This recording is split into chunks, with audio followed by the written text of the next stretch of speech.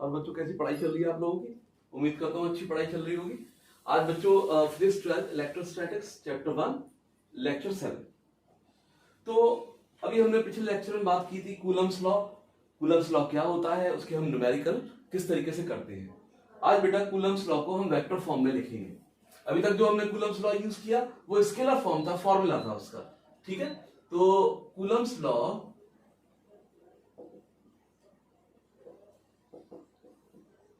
in vector form, Coulomb's law in vector form. Suppose we have two point charges q1 and q2 separated by the r distance. इनके बीच की दूरी कितनी है? r के बराबर, ठीक है। अब बेटा ये दोनों एक दूसरे को क्या करेंगे? रिपेल करेंगे। q1 चार्ज दोनों ही पॉजिटिव है, q1 चार्ज q2 को अपने से दूर रिपेल करेगा, तो इट एक्सर्ट्स अ फोर्स। जो फोर्स एक्सर्ट करेगा ये होगा F21। F21 कौन सा फोर्स है? F21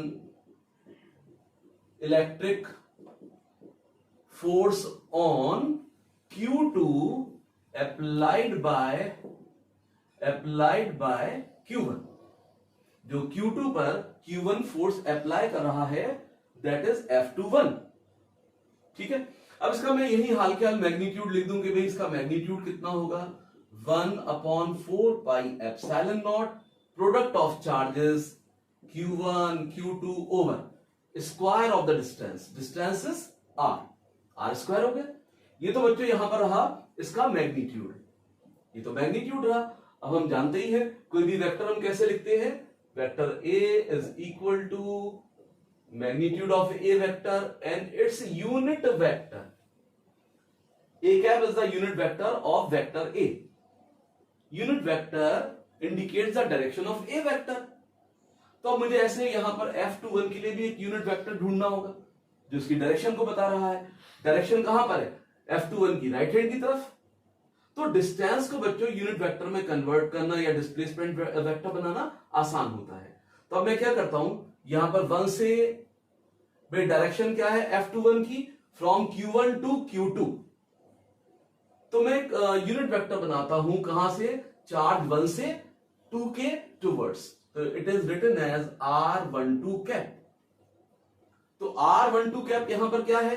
R12 कैप ये यूनिट वेक्टर है, unit vector indicating the direction. भाई ये किसके डायरेक्शन को बता रहा है? ये कहां पर है? Towards right hand side. F21 कहां पर है? Towards right hand side. So it indicates unit vector indicating the direction of F21 vector. तो बेटा जब मैं यहां पर इलेक्ट्रिक फोर्स लिखूंगा on Q2 applied by Q1, तो इसका magnitude 1/4 pi epsilon not into Q1 Q2 upon R square and its unit vector R12 cap. ये R12 कैप हो गया, ये R12 कैप लिख दिया मैंने यहां पर, ठीक है। थोड़ा चेंज करना चाहे तो और चेंज कर सकते हैं, जैसे A cap vector I can write vector A divided by its magnitude. A cap को हम क्या लिख सकते हैं? Vector A divided by its magnitude. तो ऐसे ही मैं चाहूं तो लिख सकता हूं इसे 1/4 pi epsilon naught Q1 Q2 upon R square, ठीक है। अब R12 cap means R12 vector divided by its magnitude. अब देखिए मैग्नीट्यूड ध्यान रखिएगा, मैग्नीट्यूड यहां से यहां तक दोनों चार्जेस के बीच की दूरी, ठीक है। यानी R1 से R12 का मैग्नीट्यूड। अब R12 का मैग्नीट्यूड क्या है हमारे पास? ये R12 का मैग्नीट्यूड, इस वेक्टर का मैग्नीट्यूड क्या है? R के बराबर। यानी R के बराबर ये दूरी Q1 Q2 के बीच। तो बस जो मैं यहां पे लिख सकता हूं इसका मैग्नीट्यूड यानी कि R के बराबर। अब ये R स्क्वायर, ये भी magnitude R square into R, तो R क्यूब हो गया 1/4 pi epsilon naught Q1 Q2 upon R cube vector R12। तो ये बच्चों मैंने लिख दिया F21 वेक्टर। तो F21 vector is equal to this much. अब भाई ये तो मैंने बात कर ली Q1 का फोर्स ऑन Q2 क्या है, उसकी डायरेक्शन क्या है, ठीक है, उसका डायरेक्शन इंडिकेट कर दिया मैंने R1 कैप से, R12 कैप से, और उसका पूरा मैंने वेक्टर लिख दिया F21, वो वेक्टर ये आ गया। अब इस तरफ आते हैं, Q1 पर आते हैं। बेटा Q2 भी पॉजिटिव, Q1 भी पॉजिटिव, Q2 Q1 को रिपेल करेगा, Q2 Q1 को अपने से दूर रिपेल करेगा। ठीक है, तो इसकी डायरेक्शन क्या हो जाएगी, इसकी डायरेक्शन ये हो गई। ये फोर्स कहां पर है, 1 पर, ड्यू टू 2। तो सिमिलरली अब यहां पर क्या लिख सकते हैं, F12, बिल्कुल सिमिलर वे में लिख सकता हूं मैं। F12 क्या है बेटा, यहां पे force, electric force on Q1 due to Q2। Q2 जो है Q1 पर कितना फोर्स अप्लाई कर रहा है। ठीक है, तो ये हम इंडिकेट कर देते हैं। अब इसको इंडिकेट करने के लिए यहां थोड़ी सी यहां लिख देते हैं इधर, इसको यूज कर लेते हैं। अब F12 बेटा इनका मैग्नीट्यूड लिखते हैं F12 का। अब मैं लिखने जा रहा हूं F12 वेक्टर, पहले इसका मैग्नीट्यूड, पहले क्या लिखा जाएगा, मैग्नीट्यूड, फिर यूनिट वेक्टर लगाया जाएगा। तो magnitude 1/4 pi epsilon naught Q1 Q2 upon R square. R is the distance between Q1 एंड Q2। अब बेटा यहां पे इसका डायरेक्शन इंडिकेट करने के लिए फिर से R को वेक्टर बनाया जाएगा, यूनिट वेक्टर में लिखा जाएगा। ये यूनिट वेक्टर लेफ्ट हैंड की तरफ, यानी कहां से स्टार्ट हो रहा है, ये वाला लिखा था मैंने 1 से 2 की तरफ, अब ये लिखना पड़ेगा 2 से 1 के टुवर्ड्स। यानी लेफ्ट हैंड साइड पर कौन सा वेक्टर आ गया, unit vector. Left hand side per unit vector हो गया R21 के। ठीक है, ये F12 के डायरेक्शन को इंडिकेट करेगा, तो R21 के ये हो गया। बेटा इसे मैं फिर से 1/4 pi epsilon naught Q1 Q2 upon R square. अब इसको क्या लिख सकते हैं, R21 वेक्टर और इसका मैग्नीट्यूड। बेटा R21 वेक्टर का मैग्नीट्यूड डिस्टेंस बिटवीन 2 एंड 1, या 1 एंड 2 एक ही बात है, तो R हो गया डिस्टेंस, ये R हो गया। हम क्या लिख पाएंगे अब, 1/4 pi epsilon naught Q1 Q2 upon R cube, ये क्या हो गया, R21 वेक्टर। तो बेटा ये F12 वेक्टर बिल्कुल सिमिलर वे में बिल्कुल एक सा हम लिख सकते हैं। अब एक चीज देखिए कि भाई यहां पर हमने F12 लिखा और F21 लिखा, थोड़ा आपस में इनको कंपेयर करते हैं। इतना पार्ट जो मैग्नीट्यूड वाला पार्ट है वो तो आइडेंटिकल है, ये वाला पार्ट तो क्या है बच्चों, बिल्कुल सेम है। ठीक है, फर्क किसमें है, एक जगह R12 वेक्टर और एक जगह R21 वेक्टर। बेटा R12 वेक्टर तो ये है, R12 वेक्टर तो ये है 1 से 2 के टुवर्ड्स, और R21 इसके अपोजिट वेक्टर है, ये वेक्टर है R21। और इनके मैग्नीट्यूड क्या है, डिस्टेंस बिटवीन Q1 एंड Q2 बराबर है, मैग्नीट्यूड तो बराबर है लेकिन डायरेक्शन अपोजिट है। डायरेक्शन क्या है, इनकी अपोजिट है, यानी कि R12 वेक्टर और R21 वेक्टर इनके मैग्नीट्यूड तो बराबर है, तो इनके यहां पर मैग्नीट्यूड तो बराबर है क्योंकि 1 से 2 की दूरी या 2 से 1 की दूरी बराबर है। ठीक है, लेकिन डायरेक्शन अपोजिट है। R12 वेक्टर कहां पर है, R12 वेक्टर राइट हैंड की तरफ, R21 2 से 1 की टुवर्ड्स यानी लेफ्ट हैंड साइड की तरफ।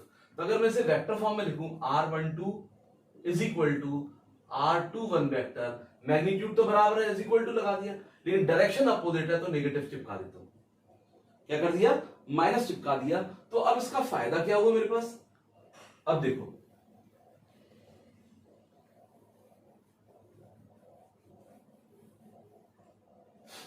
अब बेटा जैसे मैं लिख रहा हूं F21 vector is equal to 1/4 pi epsilon naught Q1 Q2 upon R cube, ये मेरे पास था। ठीक है, अब मैंने R12 वेक्टर की जगह क्या रख दिया, माइनस R21। मैंने क्या किया, F21 वेक्टर लिया, F21 वेक्टर में तो R12 है, क्या है यहां पर R12, चाहे तो हम लिख दें पहले कि भाई F21 मेरे पास कितना है, R12 वेक्टर। तो मैं क्या करता हूं, 1/4 pi epsilon naught Q1 Q2 upon R cube. अब R12 की जगह क्या रख देता हूं, माइनस R21 वेक्टर, ये रख देता हूं, ये रख दिया यहां पर, ठीक है। माइनस साइन बाहर भेज दिया, माइनस साइन ये हो गया 1/4 pi epsilon naught Q1 Q2 upon RQ into, अब ये क्या रह गया R21 वेक्टर। अब R21 वेक्टर ये वाला कहां पर आ गया, ये जो है R21 वेक्टर ये किसके बराबर है, पूरा ये पार्ट F12, यानी ये F12 के बराबर हो गया, ये पूरा पार्ट, ये वैल्यू ये किसके बराबर है, F12, तो I can write minus F12 vector. तो बड़ा अच्छा रिजल्ट मिल गया हमें। क्या रिजल्ट मिल गया, F21 vector is equal to minus F12 vector, यानी third law of motion, third law of motion, Newton's third law of motion यहां पर वैलिड है, उसी हिसाब से काम हो रहा है, ठीक है। तो इसका मतलब F12 दोनों चार्जेस एक दूसरे पर equal and opposite force exert करते हैं। तो यहां पर जो वेक्टर फॉर्म हमने लिखी, इसका फायदा क्या हुआ, एडवांटेजेस क्या है, क्या इसके फायदे हैं। देखो इससे हमें कुछ चीजें पता चलती है बच्चों,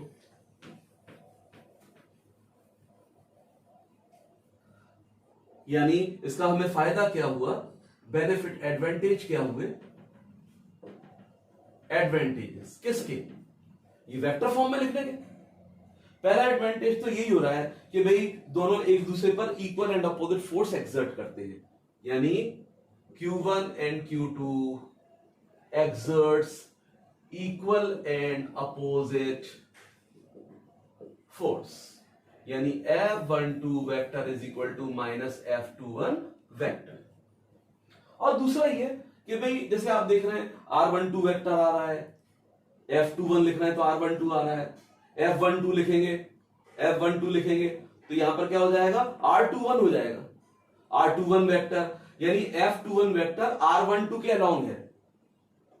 R12 क्या है, लाइन ज्वाइनिंग, लाइन ज्वाइनिंग किनको, line joining the charges Q1 Q2, इसका मतलब so this force is along the line joining.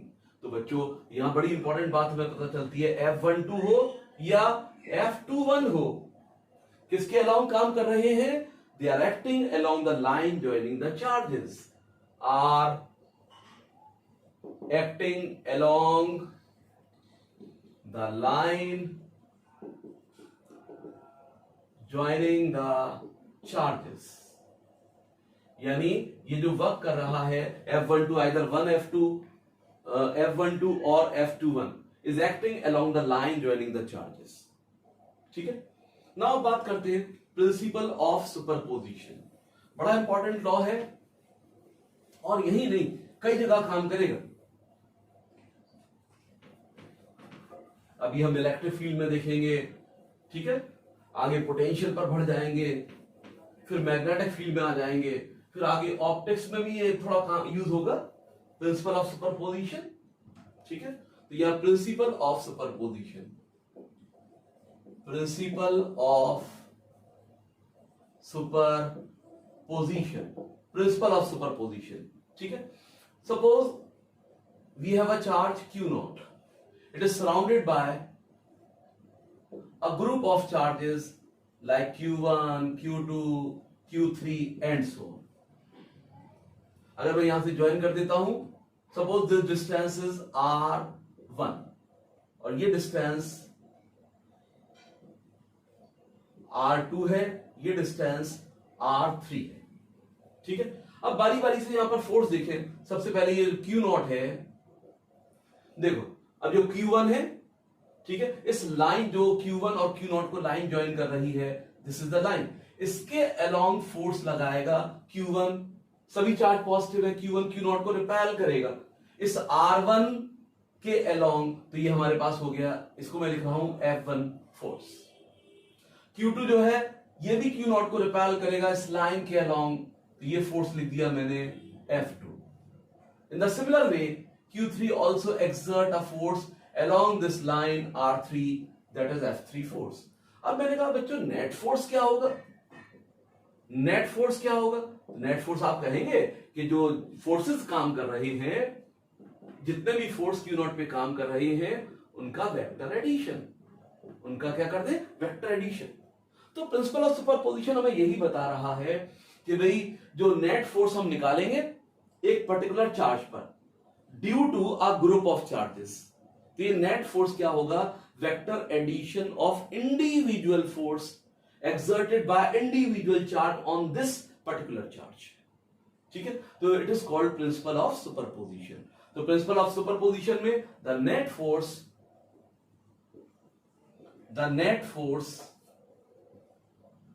acting on a charge due to other charges is equal to the vector addition of the forces, यानी ये किसके बराबर है, net force acting on a charge due to other charges is equal to the vector addition of the force exerted on the first charge exerted on first charge by other charges individually F1 F2 F3 इनका vector addition करने तो क्या आ जाएगा, net force के बराबर आ जाएगा। एक तो बच्चों इस तरीके से मैं इंडिकेट कर सकता हूं प्रिंसिपल ऑफ सुपरपोजिशन। दूसरा, इस बात को मैं ऐसे भी कह सकता हूं कि the force acting between Q1 and Q0 that is F1, it is independent of the presence of other charges like Q2 Q3 and so on. ठीक है, यानी कि जो दो चार्जेस के बीच में फोर्स है independent of the presence of other charges. तो मैं ऐसे भी लिख सकता हूं इसको, और इस प्रिंसिपल ऑफ सुपरपोजिशन का यह मतलब भी है the force between the two charges is independent of the presence of other charges की प्रेजेंस पर, ठीक है, प्रेजेंस का नेट फोर्स पर कोई असर नहीं पड़ता है। चाहे तो उसको हम ऐसे लिख सकते हैं, net force is the vector addition of F1 F2 and so on. बेटा F1 force I can write 1/4 pi epsilon naught। F1 is acting between Q1 and Q0 divided by square of the distance R1 square, ठीक है, और भाई square of the distance हो गया, और इसका unit vector में लगा दूं R1 कैप, ये हो गया R1 cap plus second force between Q2 and Q0 1/4 pi epsilon naught Q2 Q0 over R2 square and unit vector R2 cap। Unit vector क्या लगा देंगे, R2 कैप लगा देंगे बेटा, तो R2 cap and so on. तो इस तरीके से मैं यहां पर लिख सकता हूं। ठीक है, तो एक नंबर में कभी कभार पूछ लेते हैं, स्टेटमेंट पूछ लेंगे या मैथमेटिकल फॉर्म पूछ लेंगे नेट फोर्स की, लेकिन इसको यानी इसके ऊपर बेस क्वेश्चन बहुत रहते हैं। अब बेस क्वेश्चन कैसे मिलेंगे उसको हम देखते हैं।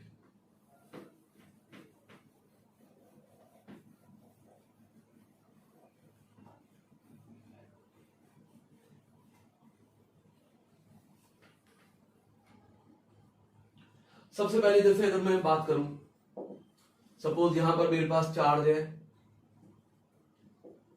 100 coulomb and 1 coulomb kept at 1 metre distance.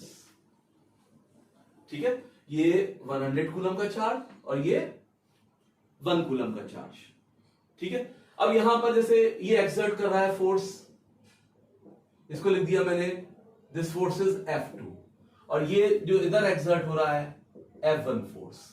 अब मैं सिंपली आपसे ये पूछ रहा हूं, very conceptual question, are they equal, और which force is greater, which force is greater, which force is greater, F1 force या F2 फोर्स। भाई F2 फोर्स कौन है, 100 कूलम लगा रहा है 1 कूलम पर। F1 फोर्स कौन है, 1 कूलम एक्सर्ट, यानी F1 फोर्स क्या है बेटा, F1 force electric force on 100 coulomb applied by 1 coulomb. And what is F2, F2 किस पर लग रहा है, force on 1 coulomb applied by 100 coulomb. तो मैंने कहा विच इज ग्रेटर, तभी हमने देखा वेक्टर फॉर्म में ये फोर्सेस कैसे होते हैं बेटा, इक्वल एंड अपोजिट होते हैं। तो इनके मैग्नीट्यूड कैसे होंगे बच्चों, मैग्नीट्यूड बराबर होंगे, आइडेंटिकल होंगे, लेकिन इनके डायरेक्शन अपोजिट होंगे। हमें ये नहीं देखना है, क्योंकि बेटा फोर्स में तो दोनों चार्ज का प्रोडक्ट है, इस फोर्स के लिए भी दोनों चार्ज का प्रोडक्ट है, और इस फोर्स के लिए भी दोनों चार्ज का प्रोडक्ट है, इसलिए दोनों के मैग्नीट्यूड कैसे रहेंगे, बराबर रहेंगे। ठीक है, नाउ अब दूसरा क्वेश्चन देखते हैं।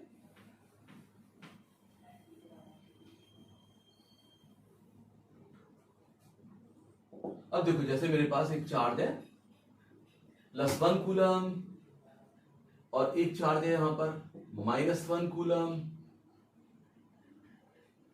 और ये +1 कूलम, ये चार्जेस रखे। मान लो it is A, B and C, and distance between A and B and B and C 1 metre each. तो हमसे कहा जा रहा है फाइंड नेट फोर्स या net electric force on A, B and C। A, B और C पर बारी बारी से नेट फोर्स निकालिए।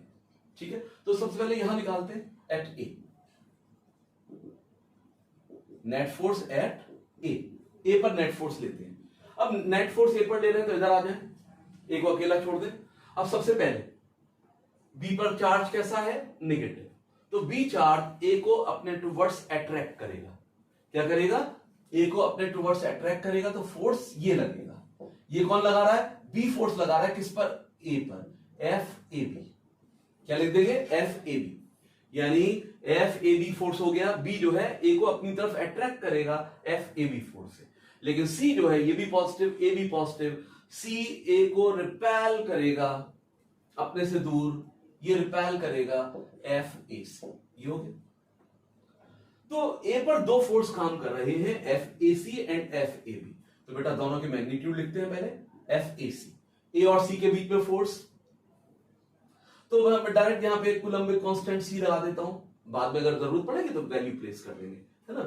तो अब देखो, अभी फिलहाल क्या लगा देते हैं, यहां पर C लगा देते हैं। Product of charges 1 into 1 AC के बीच निकाल रहे हैं, upon square of the distance. बेटा डिस्टेंस A से C की 1 + 1 2 का स्क्वायर C/4।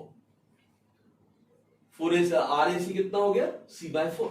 अब AB निकाल लो, यानी FAB, A और B के बीच का फोर्स, A और B के बीच का force, Coulombic constant C and charges 1 into 1 over square of the distance 1 का स्क्वायर। तो बेटा ये कितना हो गया, C के बराबर हो गया।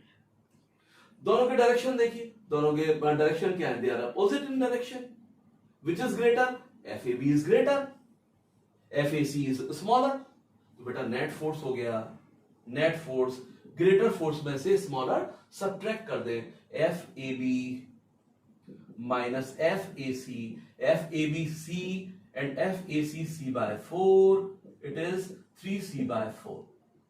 कितना आ गया, 3C/4 हो गया। ठीक है, बस अब C का वैल्यू प्लेस कर दें, C 9 into 10⁹ तो इतने न्यूटन बच्चों, ये हमारे पास फोर्स हो गया, नेट फोर्स। तो इस तरीके से हम यहां पर करेंगे, या B पर देखते हैं, B पर देखते हैं at B, A B at C। अब देखते हैं एट B, B पर देखते हैं। अब B पर जब देखेंगे तो इधर उधर B के अलावा ए चार्ज है और सी चार्ज है। अब सी चार्ज बी को क्या करेगा, अपनी तरफ खींचेगा, क्योंकि ये नेगेटिव है बी और ये पॉजिटिव है, तो ये फोर्स लगेगा। ये कौन लगा रहा है, सी लगा रहा है बी पर, बी सी, एफ बी सी।